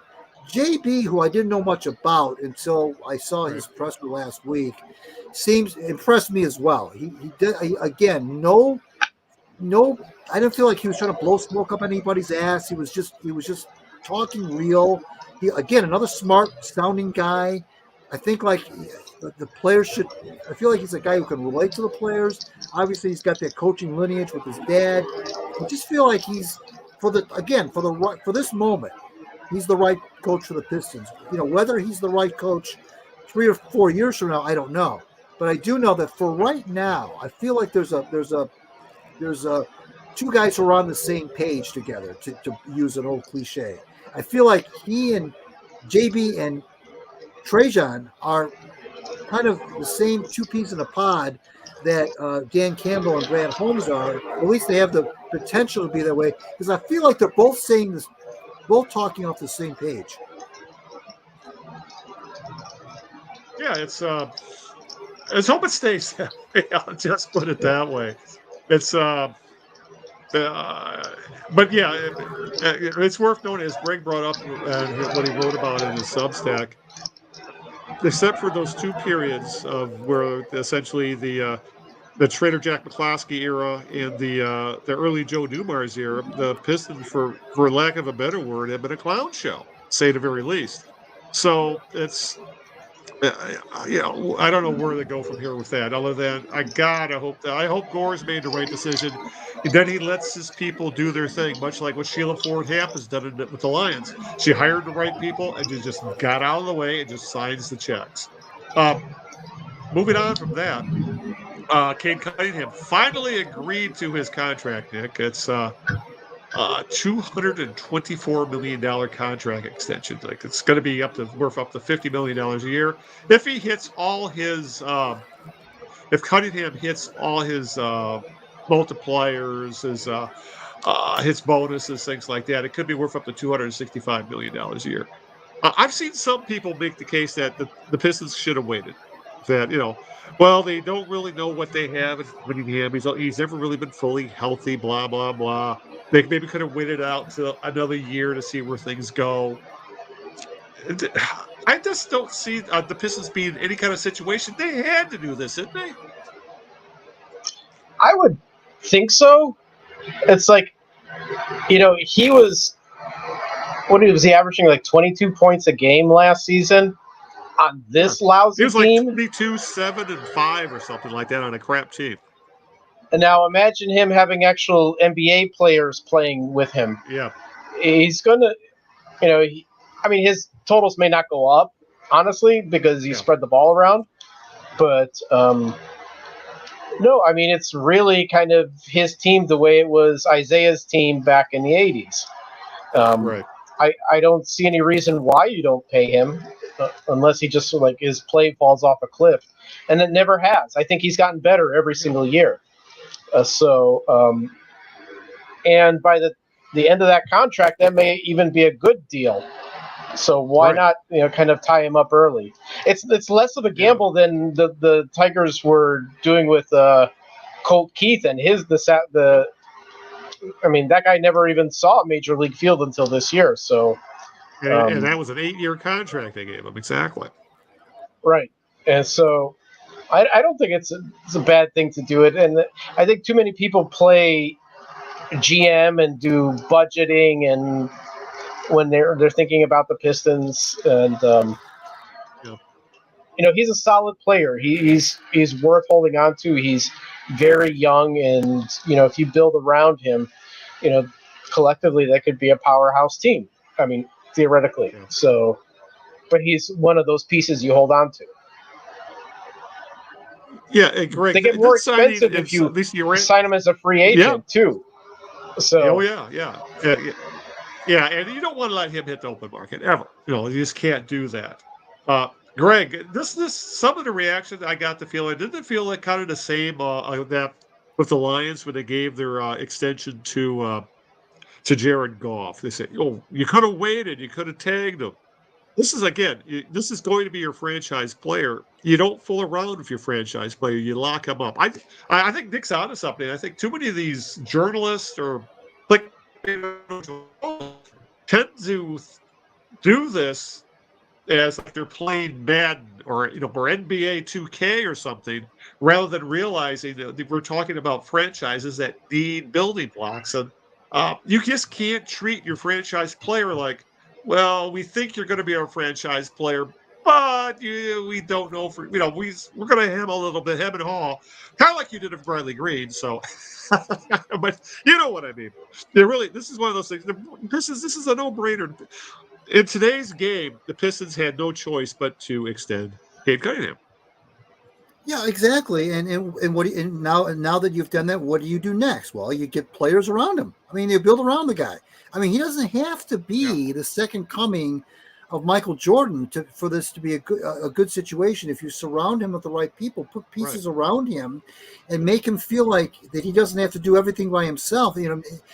Maybe make it so that you've got a roster where he doesn't have to bring the ball up the floor for 48 minutes. And maybe he can be an off guard every now and then. Maybe he doesn't have to be the one that's going to be doing everything all the time. So you pay him, you get him locked up, at least for the next several years, and then you put pieces around him. That's what you do. You don't use your term hem and haw. You don't wring your hands. You don't kick the can down the road. No. You absolutely can't do that with a guy of that caliber. I mean, you drafted him 1-1 just 3 years ago. He missed almost an entire season due to injury. So he's only played 2 full seasons in the NBA, for Christ's sake. So I mean, my gosh, it's way too soon to say, well, hold up, I'm not sure if he's the guy. Guess what? You make him the guy. You pay him, and then you build around him. And Pistons, we've already seen it. They won a championship here with 4 or 5 really good starters.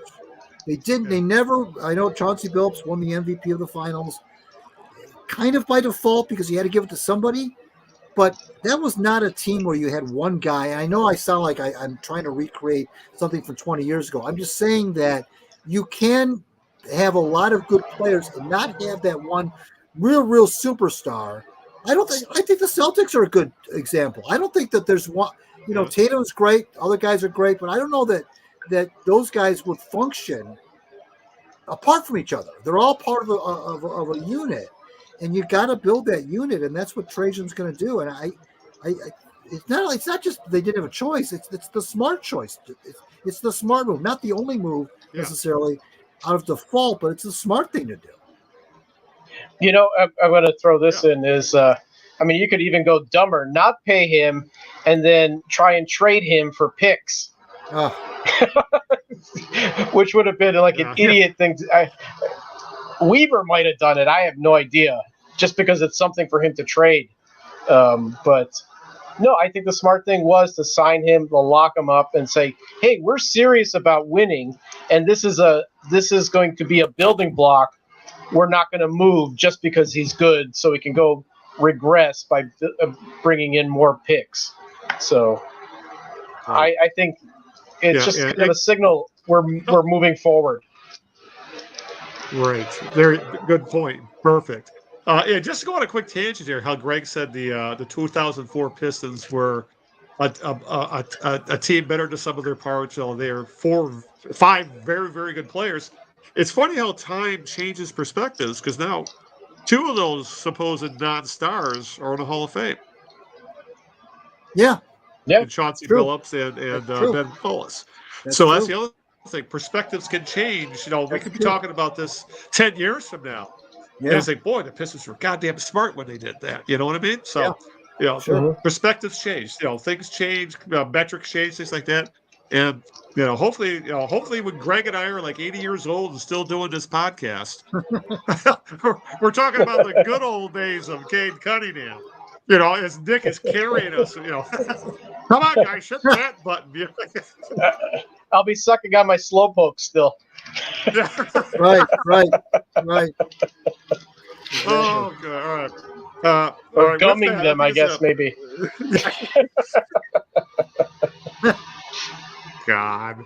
So. All right. Let's move on to our final topic of the night since we're probably going to push it on time here. So, Detroit Red Wings, guys. When we last spoke, they had made a bunch of, I won't say, well, there was talk there were going to be a splashy signing or a possible trade. Never went down.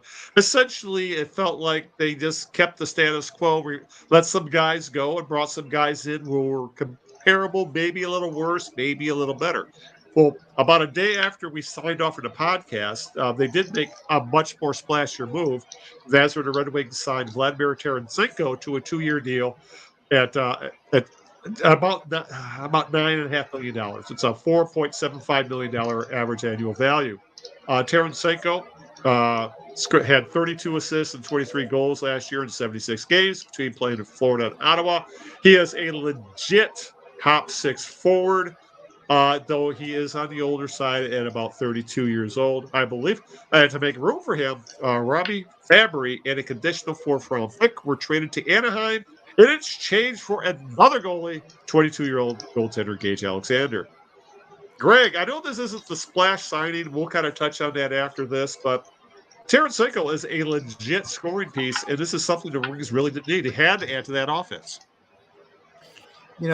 Steve Yzerman always fascinates me with the things that he says, and he's always been like that when he was a player. He was one of those guys, just like Isaiah, that I just hung on every word that he said as a player, and now as a GM.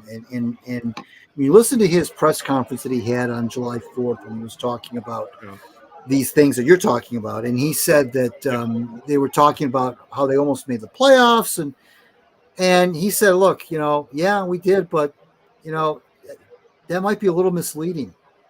And I thought that was fascinating. It was like he was saying, look, guys, that's true.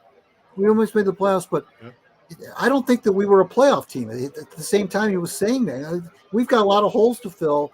And then he also said, we had some exciting games at the end, some big-time comebacks, but that was more exciting than it needed to be. He's always, tempers everything. He's never going to go off half-cocked.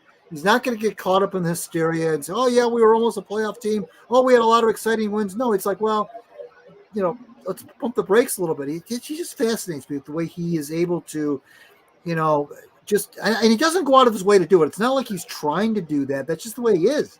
But he's right. He said that that last stretch probably was more stressful than it needed to be, which I think was a hint at that when they went in the toilet after when Dylan Larkin went down.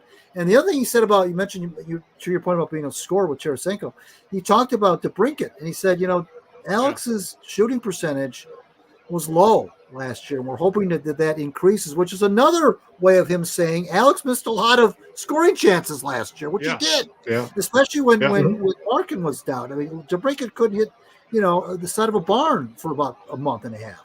So he says these things, Yzerman does, and sometimes you don't catch it right away. You have to almost read it back and say, oh my gosh, I didn't catch that the first time. But and the other thing he won't ever say to you, playoffs next year. He won't ever say things like playoffs or bust. He won't ever say things that he doesn't give you that red meat quote. He won't do it. Right. He instead talks much more measured, it frustrates the fans sometimes, and frankly, and I wrote this about a week ago, it's born out of his incredible job security that he has, which some people, I know that frustrates some people, but he's also self-accountable, and he wants to win a Stanley Cup as an executive more than anything. But yeah, I mean, I think that the Tarasenko thing kind of came out of the blue. That was looked like the market had kind of dried up. And lo and behold, he announced that signing, which I think made a lot of people in Red Wings Reddit happy and so forth. And you're right, Tarasenko can score. They've got legitimate top six forwards now, guys who can put the puck in the net. If DeBrincat comes back around, Kane still scares me a little bit because, like I told you guys last time, guys get to be 35, 36 years old. They can go from 40 goals to 20 goals in a heartbeat. So we'll see. I mean, Kane did average about a point a game last year, but like Nick said last time we were together, it was in 50 games. We'll see if he can do it over the long haul. But yeah, I mean, I thought he did some smart things. We'll see. But for a while there, it looked like the other teams was kind of picking at the Red Wings carcass in free agency. Yeah. But I think Steve got enough back with his own signings that it should be at least a wash next year. I don't know much about this kid they drafted, but we'll see on that one. Yeah, and to kind of follow up on what Greg said about Yzerman, here's a direct quote from Steve Yzerman about after he was asked if he's feeling more pressure with no playoffs, and then there's pressure. Is there pressure? Oh, this is the question. He was asked if he felt any more pressure as years have gone by with no playoffs, and Yzerman, in his understated tone, said, "Yeah, a little bit, honestly." Do you think that is Yzerman pretty much saying, "Yeah, we got to make the playoffs"? I don't think it says necessarily that I don't think it says specific. It says we have to make the playoffs. Yeah. Right. But I do think it is. He feels he has to improve on this past season. Yeah. I actually read some article about the Patrick Kane re-signing with Detroit, and one of the things that persuaded him was a conversation with Steve Yzerman, and in there, Patrick Kane was quoted as saying something along the lines of, Yzerman's really trying to build on last year. Yeah.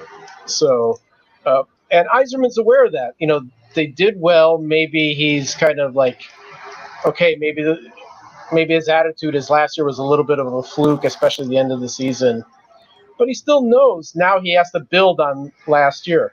And to me, that's about as realistic and smart way to look at building and continuing to build this team. It's like, here's where we really are now. I'm not going to give you fluffy things, pump you full of hope, and then we hit a wall next year and only have 80 points at the end of the season. So he knows he has to kind of up his game a little bit from last year. This year he let some guys go that fans liked because of salary cap considerations. Did he make a big splash in free agency? I don't know if I'd say a big splash, but he had some good acquisitions. But the things that are still outstanding now, too, is tying up Seider and Raymond. Right. Because remember what we saw last year when Larkin went down, the only one that stepped up was Raymond. So, right. It's like, my God, you want to have two of these guys on the team, not just one, not just Larkin. Because Larkin does get hurt during the season. He's a little bit of a Riley Green in that sense. So, Larkin also gets cheap shotted a lot too. So, you need somebody to step in there when everybody else is kind of floundering, basically. So. And one other thing that Yzerman admitted, Greg, in his press conference, is that before acquiring Tarasenko, reportedly the Wings did have an interest in making a big splash signing. And he admitted that they were thinking about doing that. Yeah. Do you think it was going to be Stamkos until he signed that massive 4-year, $8+ million a year contract with God, I don't even remember who he signed him. I forgot to put it in the notes. Nashville. But 30. Yeah, thank you, Nashville. Yeah, a 34-year-old Stamkos. Do you think he was the guy until he got that silly contract? Yeah, oh, absolutely. There's no question Yeah. about it. That's who it was. And Eisman said that would have taken, quote, surgery to make the contract work and so forth. I'm glad it didn't happen. I those kind of guys, it scares me a little bit. But, yeah, for sure. I think for sure. And it's interesting, though, that he may have been, excuse me, in on Stamkos because that's not his character, at least not so far. And maybe that tells me that he does feel like the Red Wings, he got Kane and he got DeBrincat last year. He got Tarasenko. He says he probably was going to make a move on Stamkos if things would have fallen the right way. It probably was never really serious, but the fact that it was even broached as a possibility tells me that there is, you don't make a move on a guy like that just for the sake of, at least he doesn't. Eisman doesn't, unless there's a reason that he thinks that makes sense. So the fact that he briefly entertained it, even though it probably was a long shot, makes me think that he does have some sort of confidence in this club. That's if he had added a guy like Stamkos to this roster, that would have maybe been something that could have pushed them, over the edge to being a playoff team. But that's not something he's ever done. Is make that kind of a splash because he hasn't really been in a position where the team is where it's made sense to make a splash like that. So this is the first time we've heard any indication that he was entertaining something like that. And there's no question in my mind he was referring to Stamkos. No question. Yeah. I think it's 100% right. Especially it seems like the Trouba stuff was really just more hype coming out of the New York papers more than anything else. Plus, it turned out there was some personal stuff going on with him. So that ship on him sailed pretty quickly, and so here we are with Tarasenko. All right, Nick, anything you'd like to add to before we kind of start wrapping things up in regards to the Wings? I probably the other thing too is, the season hasn't started. Yzerman could make other trades to make the team better. I don't think he's going to make a splash necessarily. And I don't think you need to. I don't care if it's a splash or not. I want to see good hockey come October and see them competing throughout the season. That's fun to watch. You can't beat that. Nothing sorrier than knowing your team is going to lose when they go on the ice. But, they have a shot. They're building that team. I'm looking forward to the season. Yeah, it's a playoff. I just want another team to make the playoffs other than the Lions. Even though we're gonna start talking about a lot of Lions stuff in about a month. So when I think I saw today, I think the first exhibition game is like 24 days from now. I'm like, oh my God! Think about it. College football is going to start in 6 weeks? Before Labor Day. So guys, we're almost to football. So. And I guess that may be all we'll talk about for a while, it seems like, because actually there's going to be some good teams in town. But till we get to that point, we're stuck with the Tigers. So, because now I don't think it's going to be very quiet for the other two teams in town. So, all right, I think it's time to start wrapping things up because I know Nick's hot. I'm melting. I think Greg's the only one that has air conditioning right now. So, anyway, so we need to start wrapping things up. So I think it's time to play our jerk of the week, or name our jerk of the week. I'll let Nick, you go first. Who's your jerk? I'm going to go with Pat McAfee. And this is something I just heard about recently, but it happened maybe a couple weeks ago, end of June. He was referring to, he was making a reference to Caitlin Clark. And he was trying to make sort of a really weird compliment. And he ended up calling her a white bitch as sort of a complimentary context. And of course, there was backlash to it, and he should have gotten backlash to it. That's stupid. You'd never call a male professional athlete who's drawing attention to the sport, a big white cocksucker. Or something of that sort, right? You'd never use that expression. So, why is it okay to, call a 22-year-old woman a white bitch? And so, I think that's completely tasteless. He was trying to be cool, showing off. I don't know what he was. He was trying to be colorful in some way, and it was stupid. So my jerk of the week is Pat McAfee. Yeah.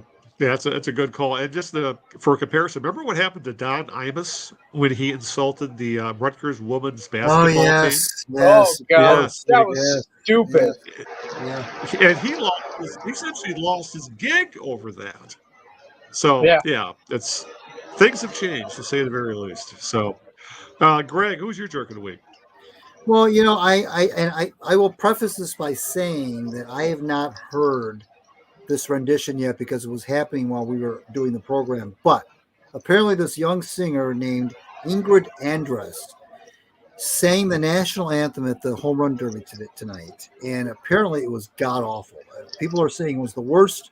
I guess she's basically united the country in saying that it was the worst national anthem they've ever heard. And I haven't heard it yet, and I plan on listening to it after the show. But whether I've heard it or not is irrelevant. My jerk of the week is not necessarily her per se, but singers of the national anthem who feel like they have to put their own flair on it. And it's one of these songs that I know it's difficult to sing and blah blah blah, but it's so much better when it's just sung straight. Just sing it like Karen Newman used to sing it at the Red Wings games, and just Fat Bob Taylor at Tigers games. Just sing it. Don't put any sort of personality into it. I know that sometimes you can get away with that. Marvin Gaye at the All-Star game 40 years ago did a good job. Jose Feliciano had that controversial version in the 1968 World Series, courtesy of Ernie Harwell.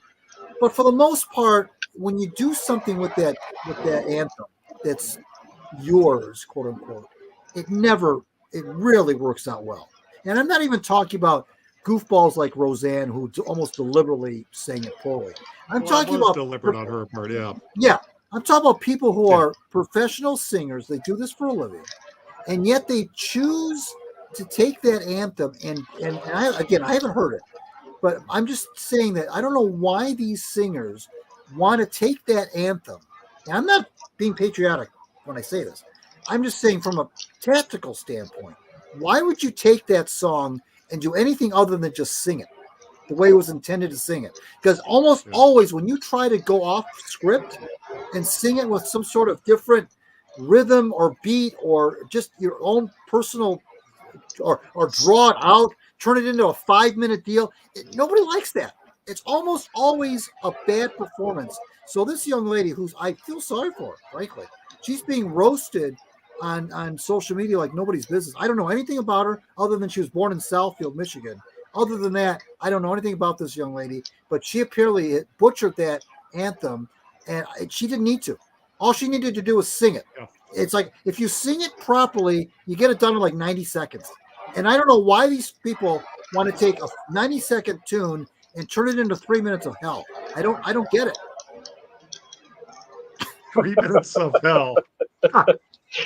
I don't know. I liked Carl Lewis's rendition. If you ever heard that one. Oh God, yeah. Oh geez, 3 minutes. Maybe we could change the name of this show to 120 minutes of hell. So, but I think Greg's on to something. So, all right, my jerk of the week. I'm going to go with. I'm not sure who I'm going to make the jerk. It's going to be several jerks, but this is kind of playing into this country, U.S., along I believe Mexico and Canada are hosting the Soccer World Cup in 2 years. Well, if they kind of had a trial run with the Copa America this past month or so, and speaking of 3. Oh, he froze. Oh, we're out the most crucial time here. I know. I wanted to hear who his jerk was. Argentina won 1-0, but there was a stampede. There was rioting. I remember I saw videos on Twitter of showing fans climbing into the air vents to get into the stadium. It was an absolute shit show. And of course, the day after, Cannonball, who runs essentially soccer on this side of this hemisphere, is blaming a Hard Rock Stadium. Hard Rock Stadium is blaming the fan bases or the police. There's fingers being pointed in every other direction. But if this, you know how fanatical soccer fan bases are. They make college football fan bases look like they're having tea and cookies the way these college Right. these countries are. Yeah. Just wait till the hooligans from England come over and stuff. And if this is if they can't get their act together when it comes to security and how these games are run, the World Cup is going to be an absolute shit show when it comes to, well, we saw it last night at the Hard Rock Stadium. So my jerk of the week is everybody who was involved in what happened at the Hard Rock Stadium last night. That would be, the soccer officials. That would be the stadium. That would be the fans who make complete asses of themselves. I don't even know where to start or to end with this. So, but that's my jerk of the week. And God forbid if this happens on the world stage during the World Cup in a couple of years. Right. No, that's a good call. That's a good call. Yeah, exactly. Yeah. We're not big soccer fans, but I know we will pay at least a little bit of attention to it when the World Cup rolls around. So, let's not talk about the U.S. men's national team right now. They just fired their head coach and everything. They're a shit show themselves. Right. Anyway, with that, we need to get the hell out of Dodge ourselves. This 120 minutes of hell is about over. So, I guess, Greg, I'll do your usual and get out. You can get out our thank yous and our social media, kind of where they can find us online. I think I just came up with the title of my book that did I tell you guys I'm writing a book? Did I tell you that? No. Did I announce that? And it is. I've seen you mention it a little bit on Facebook as well. That you are kind of working on something right now. I'm writing a book. It's called My Life in Detroit Sports. I hope to have it published sometime next year, but I was teasing that maybe I should rename it 15 Years of Hell, because that's how long you and I have been doing this program. Although the book isn't about just the podcast, of course. Yeah. So, God. Yeah. Although I could write a book about the podcast. Well, that hell reference could reference 60 years of Lions football. It could the Illich era with the Tigers. You could be talking about a lot of things. Absolutely. Absolutely. For sure. Thanks to Max Effgen. Good stuff. Appreciate that. Thanks to Nick for setting that up. That was good. I appreciate that. Follow me on Twitter at Greg Eno. Follow my Substack. Please subscribe. GregEno.substack.com. I'll be in your inbox every Monday. I would appreciate that. Sometimes even on Thursdays if I get motivated to write 2 columns in 1 week. So please do that. I want to thank my lovely wife Sharon for putting up with this nonsense every 2 weeks, and thank you guys for making Monday night so gosh darn fun. And Nick, as always, feel free to pip whatever you want to pip. Right on, man. So I'm very simple. I hang out usually on Twitter. You can find me at Nick Milanovich, and I'm often talking about Detroit sports and a few other things. So come and hang out and join the fun. There's a lot of Detroit sports fans that we interact with, and just looking to share stories and memories and ranting whenever that's appropriate. So that's me. And I'd also like to thank Max again for coming on our show and being available. And that time really did fly. It was a very interesting topic. Yes, it did. Indeed. All right. As always, I want to give out a shout out to everybody who's putting up with me being up north, especially you two, Greg and Nick. Actually, it's gone a lot smoother this time than the last time I tried this one up here at the cabin. So I think I learned my lesson to not try to record a podcast inside a tin can, aka an RV. So I think I had a lot to do with it. I'm sitting next to the repeater right now. Anyway. As always, we would love it if you as a listener, if you would like, share, and subscribe. As they say, hit the button, hit the like button, hit the subscribe button. And if you want to do so, you can do it in one of numerous places: Apple Podcasts, YouTube Music Podcasts, iHeartRadio, Spotify, Amazon Music, Deezer, Radio Public. TheDJerks.net is our webpage. All the links to the show will be found there. Everything involving Max and the Bitter Cup Baseball will be found there. Just go to our website, click on that. We'll find all the stuff you need to know about that. And of course, you can also download the podcast straight from there. So I think it's time to get the hell out of here. So I don't think it's going to be kind of up in the air over the next few weeks. I know, Greg, you're traveling next month, if I believe, correct? I'll be here for the 29th show, but I won't be here for the one after that. Exactly. And Lynn and I were talking. I'm going to be up here at the cabin for, I think, another month. The way things are looking, I think we're going on the 17th of August. So there'll be at least one or two more from up here. I think I'll be home for at least one podcast, like on the 19th or something like that. We'll figure all that out. But yeah, kind of getting used to this background, guys, of me sweating in a cabin right now, in a damn muscle shirt. Because literally, I like it. we got off the lake. Got off the lake, had dinner, and I set everything up, and here we are. So, so thank you guys for putting up faller shenanigans up here, and I think it's time to get the hell out of here. So, until this time, 2 weeks from now, this is where we'll be. I'm sure we'll have something to talk about. What it'll be, who the hell knows? But until that time, this is LP saying good evening, good luck, and aloha, along with Nick Milanovich. Good night, guys. Stay cool. And Mr. Greg Eno. Ciao, we'll see you in 2 weeks.